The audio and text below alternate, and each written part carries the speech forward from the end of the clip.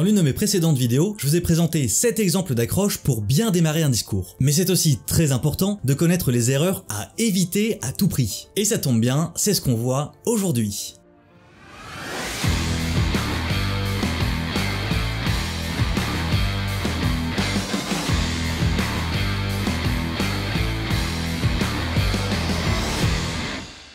Chers amis orateurs, bonjour. Et oui, le début du discours, c'est un moment essentiel dans lequel tu dois viser 3 objectifs. Obtenir l'attention de ton auditoire, sa sympathie et sa docilité. Et pour ça, il faut une accroche qui cartonne et qui parvienne à capter ton auditoire dès les premiers mots. Maintenant, écoutez-moi très attentivement. Mais surtout, il y a des erreurs à ne pas commettre car elles seront difficilement rattrapables. Pour chacune de ces erreurs, je vais te présenter une alternative qui me semble beaucoup plus intéressante. Et on commence tout de suite avec la première erreur, se dénigrer.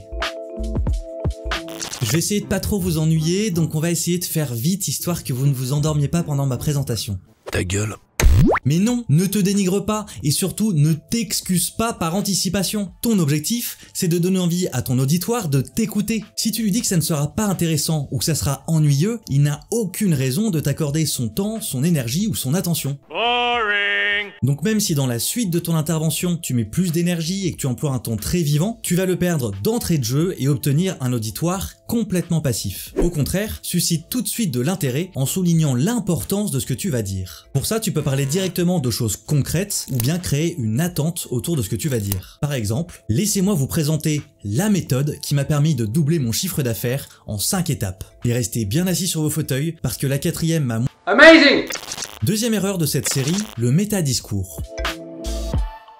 Quand on m'a donné le sujet de cette conférence, j'ai d'abord pensé à vous parler de ma femme. Et puis je suis rentré chez moi et je me suis installé à mon bureau, j'ai réfléchi toute la nuit et c'est au petit matin que l'idée m'est venue. Ta gueule! Arrête de faire un discours sur ton discours. Le métadiscours en accroche, c'est toujours ça. Parler de la façon dont on a préparé son discours. Alors imagine-toi ça. Tu achètes Harry Potter, tu commences le premier chapitre, et là c'est J.K. Rowling qui t'explique comment lui est venue l'idée d'Harry Potter, de tout cet univers, et tout ce qu'elle a vécu pendant l'écriture de ce livre. Bah clairement, la plupart des lecteurs auraient abandonné en cours de route. Quand tu suis une conférence ou un discours, tu es comme un chiot devant sa gamelle. Tout ce que tu veux, c'est qu'on te serve vite. Alors n'explique pas comment a été préparé le menu, sers-le. Et si jamais la façon dont tu as préparé le discours apporte réellement quelque chose, ne le présente pas au début du discours, garde-le pour la suite de ton argumentation. Cela étant, quand je dis qu'il faut nourrir vite son auditoire, l'idée n'est pas non plus d'en arriver à notre 3e erreur, commencer trop vite.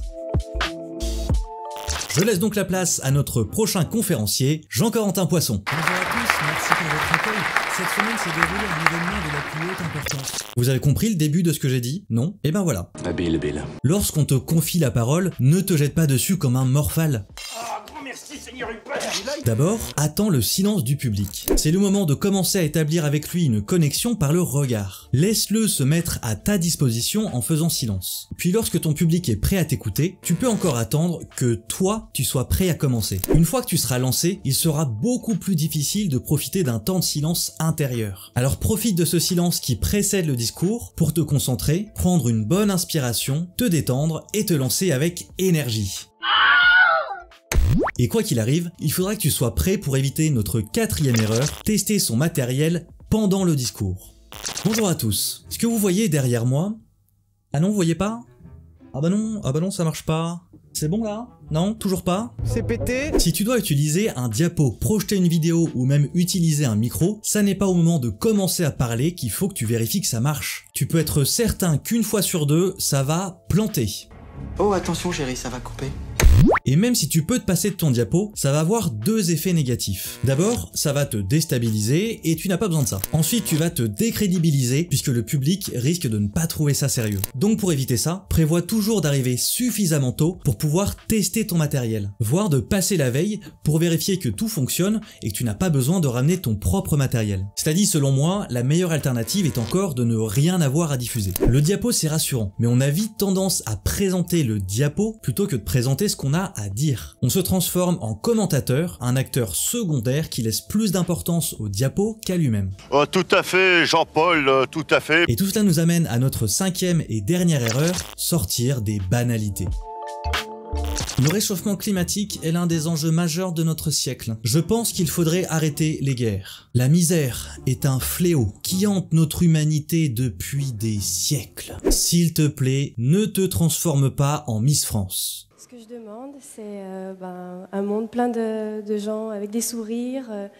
J'aimerais avoir une baguette magique, répandre le bonheur de partout, ma famille, ceux qui m'entourent.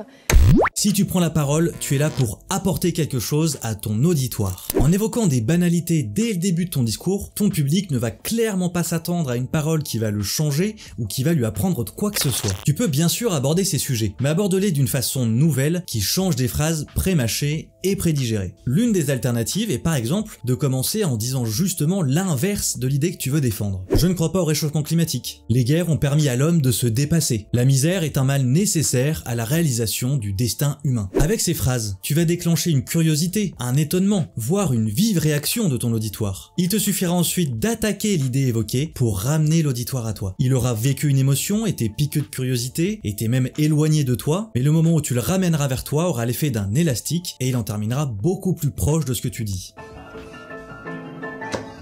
Cela étant, il y a une banalité que je dis dans chacune de mes vidéos, mais ce n'est pas pour autant qu'il ne faut pas la suivre. Si ça t'a plu, abonne-toi et dis-le moi en commentaire. Bien sûr, il existe de nombreuses autres erreurs et certaines des erreurs que j'ai décrites s'appliquent au reste du discours. Mais l'exorde, le début du discours, est tellement importante qu'elle doit être soignée à la perfection. On ne peut pas s'y permettre certains défauts que l'on tolère dans d'autres parties du discours. Alors travaille-la bien et si besoin, va voir mon autre vidéo sur le sujet que tu vas pouvoir retrouver ici, ou ici, je sais plus. Et quoi qu'il en soit, n'oublie pas les 3 clés pour développer une parole impactante et convaincante, étudier, observer et pratiquer. Salutations cher ami et à la prochaine.